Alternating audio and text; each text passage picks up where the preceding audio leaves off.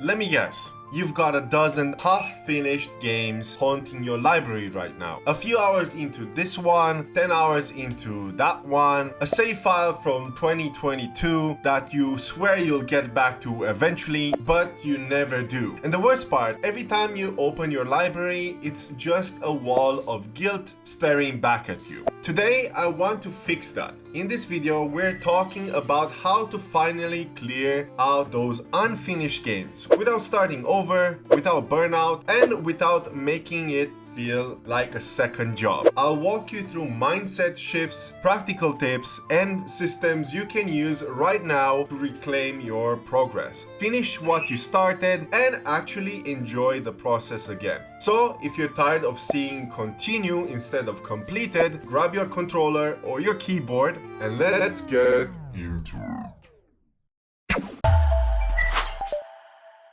Like before, I like to introduce everything as a step-by-step guide. So the first thing, or the first step, is to accept imperfections and just pick up where you left off. The biggest blocker with unfinished games, the feeling that you have to start fresh or play perfectly to enjoy it again. Spoiler, you don't. Maybe you forgot controls, story details, or your character build. Maybe your save file feels outdated or messy. That's totally normal. The key is to accept imperfections and just jump back in whatever you left off. Here's how to do it. Give yourself permission to not know everything right away. Spend roughly about 10, 15, or maybe even 30 minutes to refamiliarize yourself with the game. Open menus, map, do a few side quests if you want to, and just check to see where you're left off. If needed, watch a quick recap video or read a short summary online to catch up without replaying entire sections, especially if the game is heavily dedicated to a story. Resist the urge to restart unless you're truly stuck or hate how your save plays out.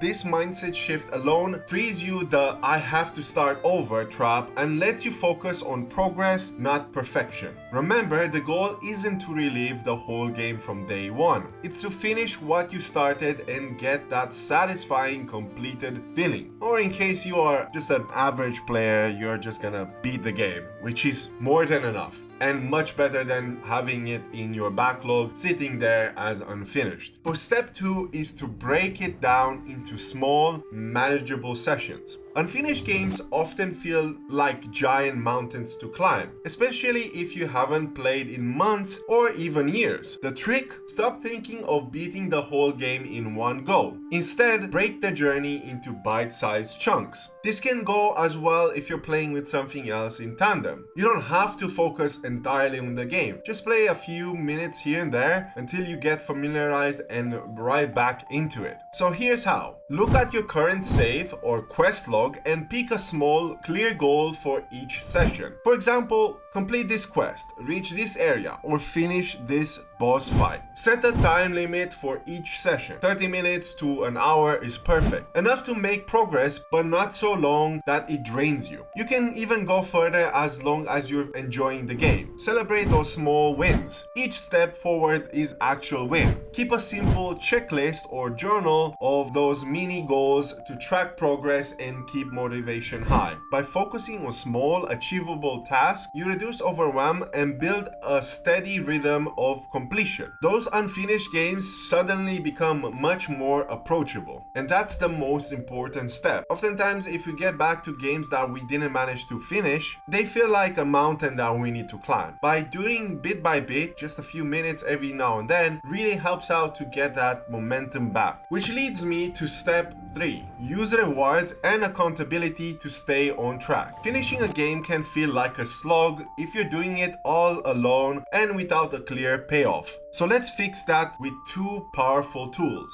rewards and accountability. Here's the game plan. Set personal rewards for achieving milestones. It could be anything from your favorite snack, a break to watch an episode of your favorite show, or even buying that game you've been eyeing after finishing one from your backlog. Share your goals with someone, a friend, a gaming buddy, or a community like our Discord server. Telling people you are working on finishing a game creates external motivation and a little friendly pressure to keep you going. Join or start a backlog challenge group where you can celebrate completions together and swap tips. It makes the whole process more social and fun. Two websites I highly recommend. One is Backlog Assassin. It is a much more smaller community but really nice, and the other one is Infinite Backlog. Great communities if you're looking to get into that and share your progress and all the things that you do. Keep in mind that these websites are not sponsored or anything. I am just using them and I'm having a great time. Remember, games are supposed to be enjoyable, not a chore.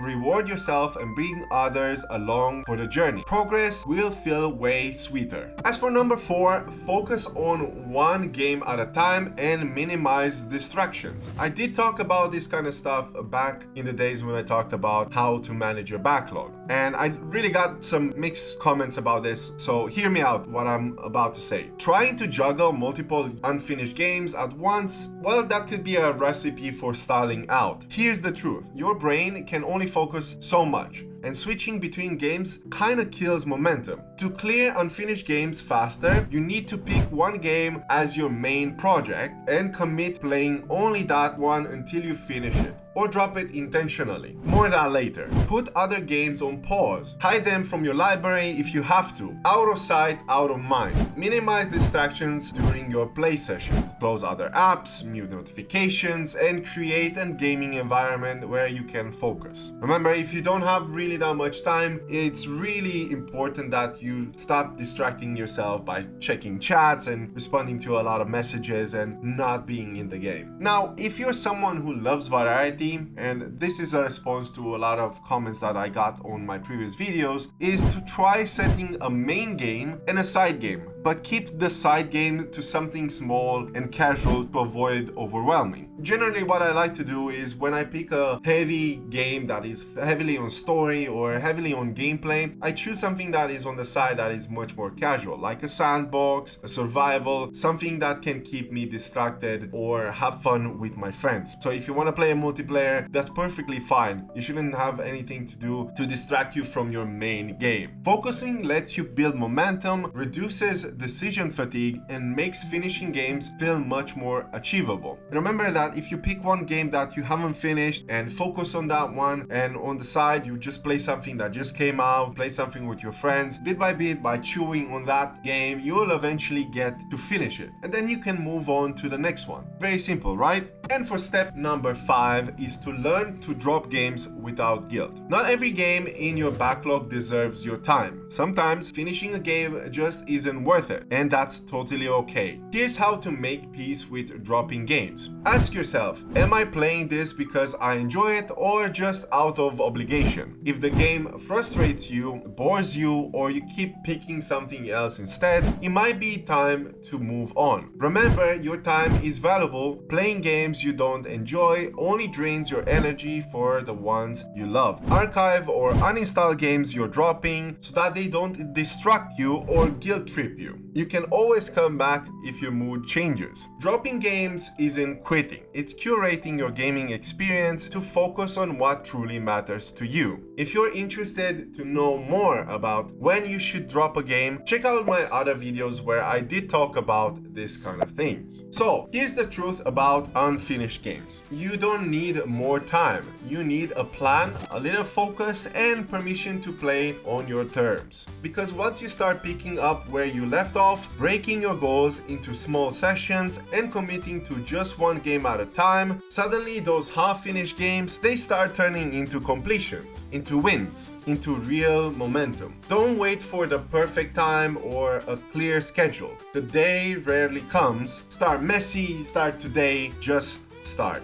And if you found this video helpful, just give it a like. It helps me with the algorithm and it helps me reach out to other people who are interested in this kind of content. If you enjoy this kind of content, subscribe to more backlog strategies, completionist tips, and chill gaming motivations, because that's what we do on this channel. And tell me in the comments what's one unfinished game you're going to clear next. I'd love to hear what's on your list. Let's clean up those saves one game at a time. My name is Vasharal, and as always, stay safe, take care, and happy gaming.